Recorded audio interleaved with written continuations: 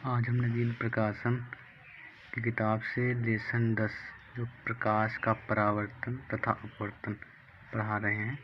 तो इसमें पहली हेडिंग हमारे क्या है, प्रकाश।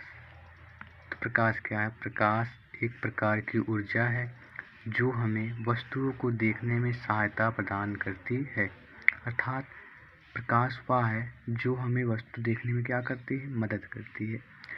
जैसे मान लीजिए कोई कमरा है, अगर उसके चारों तरफ से क्या कर दिया जाए, बंद कर दिया जाए, लॉक कर दिया जाए, तो अगर हम लॉक कर देंगे और आपसे कहा जाए कि कोई वस्तु जाइए और लेके आइए, क्या आप वस्तु ला सकते हैं? नहीं ला सकते ना, क्योंकि जो प्रकाश होता है इसकी सहायता से हम किसी वस्तु को क्या कर सकते हैं, देख सकते हैं।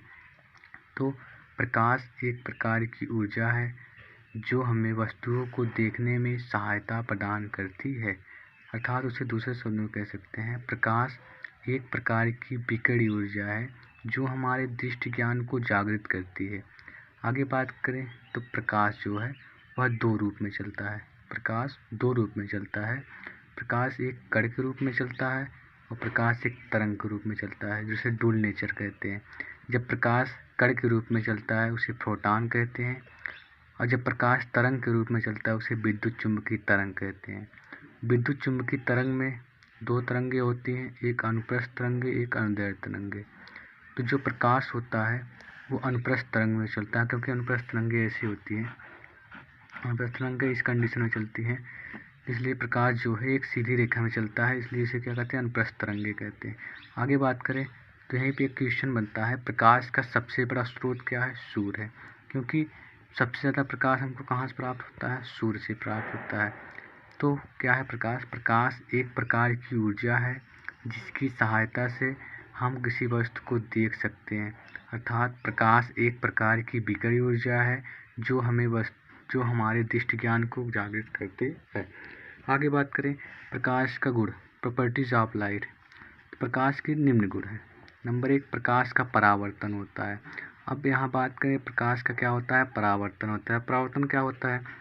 परावर्तन ये होता है जैसे जब कोई खिलाड़ी मैच खेलता है तो जब कोई बॉलर बॉल फेंकता है तो वह धरती से टकराने के बाद उसका अधिकांश भाग पुनः इसी माध्यम में क्या हो जाता है, वापस लौट जाता है। इसी को हम क्या कहते हैं, प्रकाश का परावर्तन कहते हैं। क्योंकि प्रकाश का परावर्तन ही होता है, किसी पालीदार अथवा चिकनी सतह से जब प्रकाश टकराती है तो उसका अधिकांश भाग पुनः उसी माध्यम में क्या हो जाता है, वापस लौट जाता है। आगे बात करें प्रकाश का अपवर्तन। प्रकाश का अपवर्तन होता है, तो प्रकाश का अपवर्तन होता है जैसे जब प्रकाश किसी एक माध्यम को त्याग कर दूसरे माध्यम में प्रवेश करता है। मान लीजिए जब प्रकाश वायु से जल में जाता है तो अपने मार्ग से क्या होता है, विचलित हो जाता है।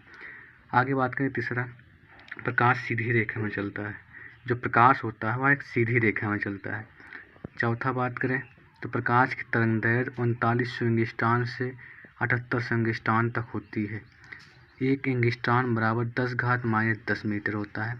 आगे बात करें नंबर 5 जो कि मोस्ट इम्पॉर्टेंट है, निर्वात तथा वायु में प्रकाश की चाल 3×10⁸ मीटर पर सेकेंड होता है। और भी निर्वात मतलब क्या, वैक्यूम में। वैक्यूम में सबसे ज़्यादा प्रकाश की चाल होता है, वैक्यूम में प्रकाश की चाल सबसे अधिक होता है। इसके बाद गैस में होता है, मतलब इसके बाद द्रव में होता है, इसके बाद किस में, तो ठोस में। ठोस में सब प्रकाश सबसे कम होता है, क्योंकि ठोस जो होता है उसमें प्रकाश अंदर नहीं जा पाता है। अर्थात निर्वात तथा वायु में प्रकाश की चाल 3×10⁸ मीटर पर सेकेंड होता है। जो निर्वात होता है, निर्वात का मतलब होता है जिसमें वायु ना हो, जिसमें वायु की मात्रा क्या हो, कम हो, उसे निर्वात कहते हैं।